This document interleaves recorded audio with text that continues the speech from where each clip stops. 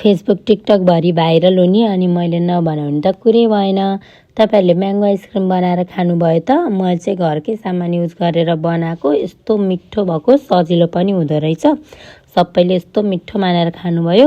मैले चाहिँ 2 कप दुध र अनि 2 चम्चा मिल्क पाउडर युज गरेर बनाउनु लाग्यो। मैले यता दुध बसालेँ अनि दुध उम्लिन्जेलसम्म यता मैले मिल्क पाउडरमा मनतातो दुध हालेर अनि यसलाई मैले मिक्स गरेँ थिएँ। दुध उम्लेर भ्याएपछि थोरै थोरै गर्दै हामीले त्यो मिल्क पाउडर हाल्दै मिक्स गर्दै गर्ने। एकैचोटि सबै नहाल्नु, थोरै थोरै हाल्दै अनि मजाले चलाउँदै गर्ने। यता हामीले दुध पनि डढ्न दिनु हुँदैन। अनि मैले चाहिँ यसमा चिनी पनि हालेँ हल्का, दुध बाक्लो भएपछि। अनि त्यसपछि दुध हामीले मजाले घटिसकेपछि यसमा मैले फ्रेस क्रिम नभएको भएर फ्रेस तर युज गरेको थिएँ। अनि मजाले चलाएर पकाएँ। अनि त्यसपछि एउटा कन्टेनरमा हालेर फ्रिजमा राखिदिएँ 2-3 घन्टाको लागि।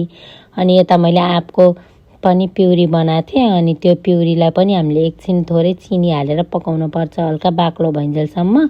यसमा भएको पानी सुकाउने। अनि त्यसपछि पकाइसकेपछि एउटा कटौरामा हालेर मैले चाहिँ यो पनि 2-3 घन्टाको लागि फ्रिजमा राखिदिएँ।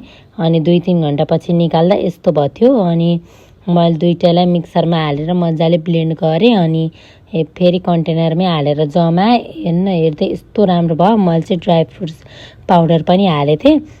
तपाईँहरूले चाहिँ मन लगाइहाल्नु, नत्र पर्दैन। यस्तो मिठो भएको थियो।